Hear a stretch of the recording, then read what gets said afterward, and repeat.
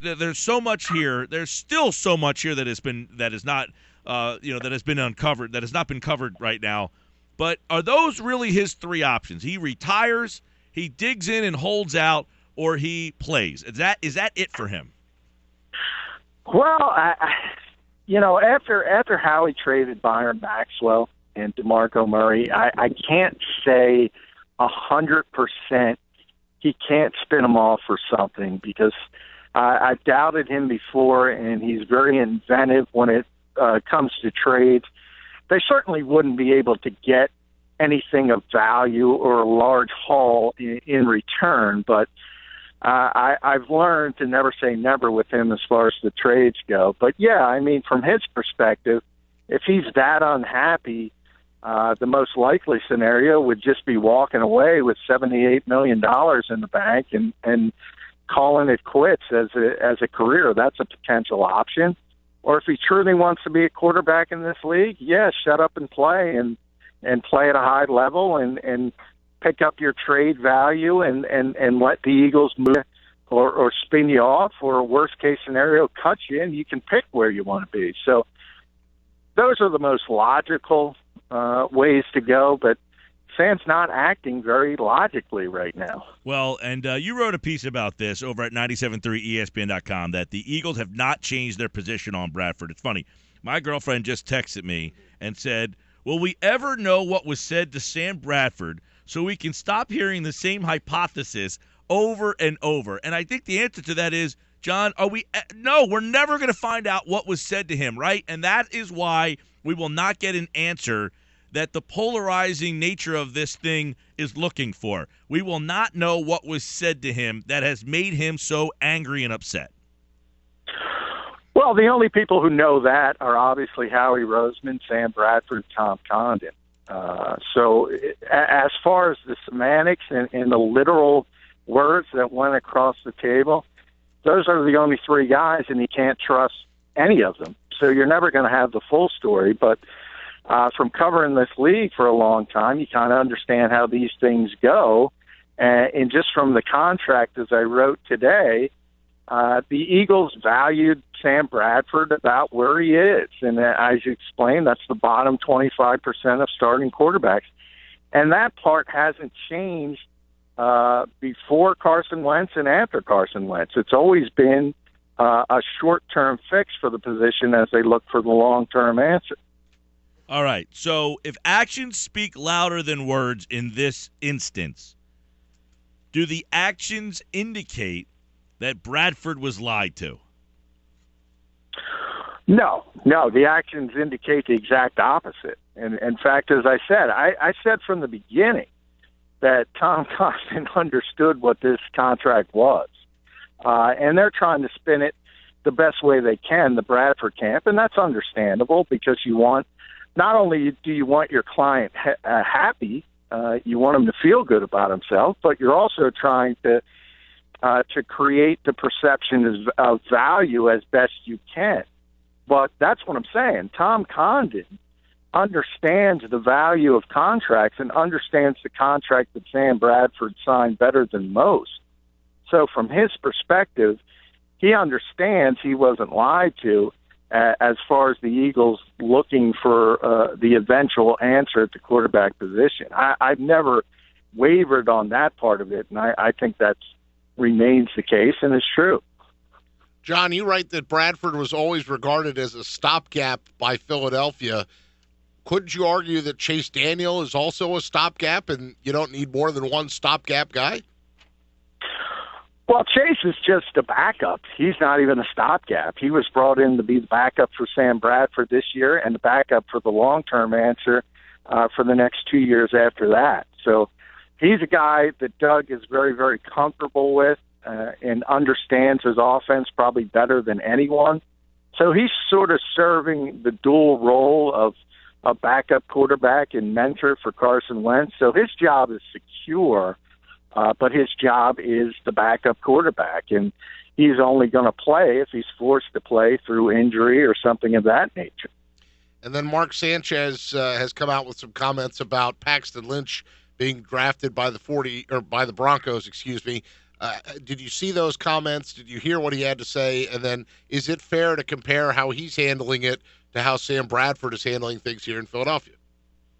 Yeah, in fact, I wrote about it the other day at today's Pigskin and how he's handled it. And he understands his role better. I mean, Mark Sanchez kind of realizes that the only way he's going to rehabilitate his reputation in this league is to somehow get on the field for the Denver Broncos and play well. So to do that, though, he's got to be a good locker room presence for a guy like Paxton Lynch. So he can't get all angry over the fact that the Denver Broncos picked his potential successor, and he's kind of embraced the mentor role, and he's kind of had to. Well, Terrell Owens chimed in today. Did you see his comments?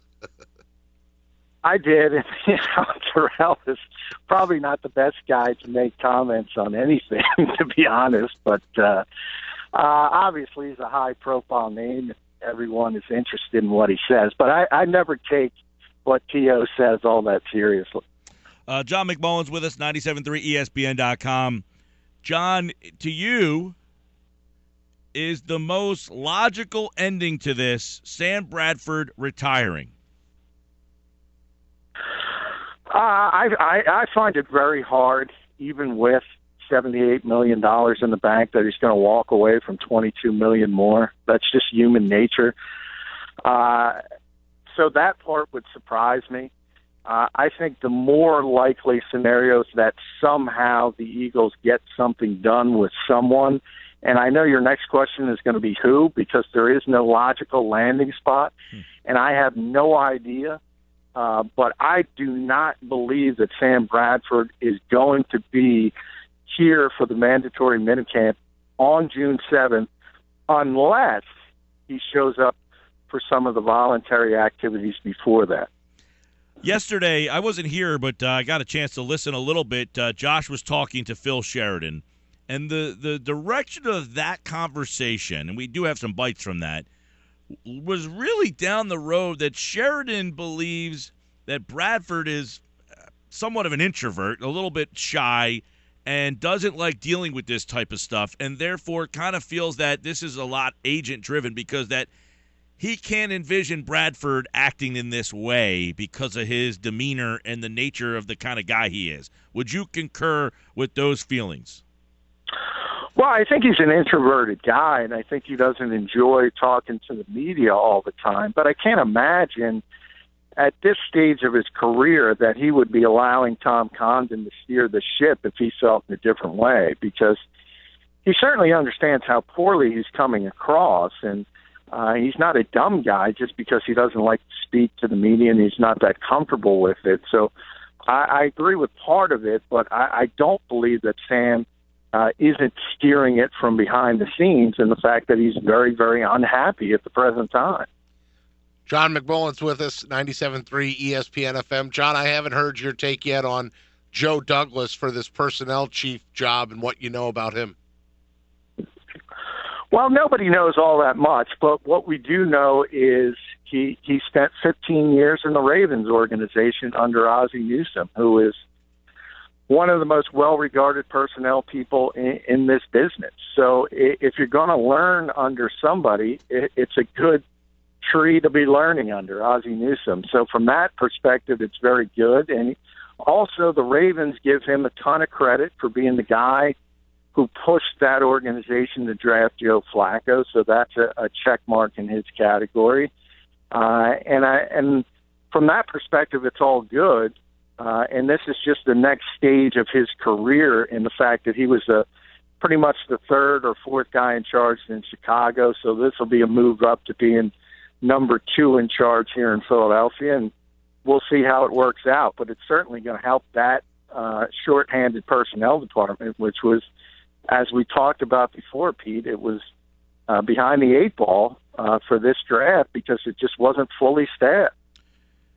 John, I want to ask you about the piece that Sam Donnellan wrote today from the Daily News. He wrote, what if Howie Roseman actually saw this coming?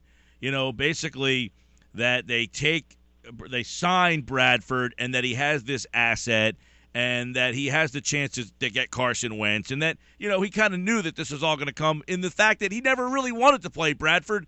He wants to try to spin him off and trade. Is that something that you can, give Roseman credit for? No, in fact, that's the one thing I criticize Howie for in this instance, is the fact that he did not foresee this could be a potential issue, because I think where that theory goes off the rails a little bit is, and we've talked about that before, Mike, is next year's first-round pick. I think that was the whole point of the plan, is that the Eagles wanted their cake and wanted to eat it too, and the fact that they wanted to take the young quarterback, but they didn't want to play him because they didn't want that future first-round pick to be a top 5 or a top 10 selection. So basically, they want to go through 2016 as an 8-8 team, have that middle of the road. It's still going to hurt, but it's not going to hurt as bad. And we all know if you play a young quarterback in this league, it's no slight to Carson Wentz. It's just reality. They're going to be a really, really bad football team. And if they're really bad, that means a top 5 pick is going back to Cleveland next year. Yeah, somebody tweeted at me yesterday, why would the Eagles care? The pick is no longer theirs. Why would they care? They already gave it away where that pick ends up. And I kind of agree with you, is it looks really bad if you're a 4-12 team, and then the narrative is not only are you 4-12, you don't have a first-round pick next year, a la if L.A. Lakers lose their pick to the Sixers this year. Exactly. And then add to that, Mike, the draft is probably going to be in Philadelphia next year. So imagine the media over that, the fact that it's in Philadelphia.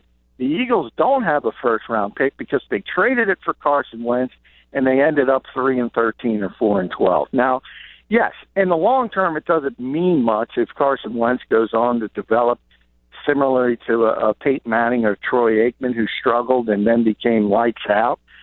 But for the short term, it looks bad on the organization. It looks bad on the general manager. It looks bad on the head coach, and that is something they take into account. There's no question about it.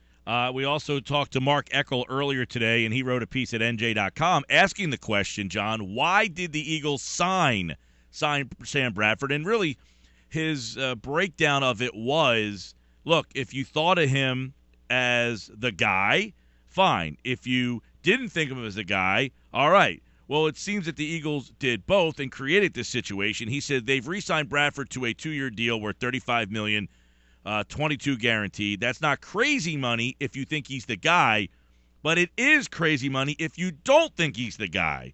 Do you agree with that? No, and that's what I kind of wrote about it. That's the going rate. He's 18th in yearly salary for NFL starting quarterbacks. He's 19th in fully guaranteed money. And then, as I explained, if you think about the NFL system, and you think about how highly regarded people like Blake Bortles are in Jacksonville, and Teddy Bridgewater and Derek Carr, Marcus Mariota, Jameis Winston, if those organizations were forced to get out the checkbook, they're not, luckily for them, they would pay them more than Sam Bradford. So the reality is he is not all that highly well paid for that particular position. So I think people forget the Eagles were sitting at 13. There was no guarantee they were going to be able to get up to 2 and get at Carson Wentz. So even though Howie has certainly believes in himself, I don't even think he thought he could pull that off. He ended up doing it. And the Bradford signing before that was just the reality they needed somebody to play the position this year. John has more. It's a really good story. Breaks it down at 973ESPN.com, saying the Eagles have not changed their position on Bradford. And you wonder, John, what would it take for them to finally give in? I mean, yeah, they own him. They paid him $11 million signing bonus. But what would it take for them to finally do something different? And I don't even think there is anything they could do different. They're not going to trade Wentz. Well, no, I think the one thing that could change their thought process as far as Bradford goes, if he becomes so toxic, it starts to affect Carson Wentz. Because at that point, you got to cut bait. And you say, everything in this organization has to be geared towards making Carson Wentz a success. And if he's going to be that bad around the kid and that bad in the locker room, well, I think then at that point the Eagles would have to do something, whether it's just flat out cut him and eat the salary, or just trade him for whatever they can, a bag of footballs, what have you. Do something to get him out of this organization. But while I say that, I think Sam isn't that bad. He isn't that unprofessional. I don't think he would take it to that level, but that remains to be seen. John McMullen, at JF McMullen on Twitter for more. I know everybody needs more of the Sam Bradford story, right? Although, John, that is accurate, though, that this is pretty unprecedented in the NFL. Like, this situation is going on. In fact, Andrew Brandt had told us the other day. He said he's never seen anything like it. Mark Eckel said he's been covering the year 30 years. He's never seen anything like this before. And Mark's got about me by about 10 years, but I have never seen somebody sign an extension before the season and hold out from signing that extension. In the same year, right, in the same year. And really what Brandt's point was, he's never seen a team invest that much money in one position in free agency and then draft that same position that high in the draft. Yeah, and that's the part I tried to clear up today, because even Andrew, who worked in NFL front offices, I think they see that number and they don't really sit down and look at it and compare it to the other quarterbacks in this league. That's just a going rate to play that position in this league for a veteran guy. And I think more people need to understand that aspect of it. The salary itself is, if anything, it was a bargain for a veteran starting quarterback, and it just indicated the guy was a little bit below average, which is what the Eagles thought of him, and that's the part of it that I said hasn't changed from before Carson Wentz and after. All right, more on that story again at 973ESPN.com and at JF McMullen on Twitter. Thanks, John. Hey, thank you, guys.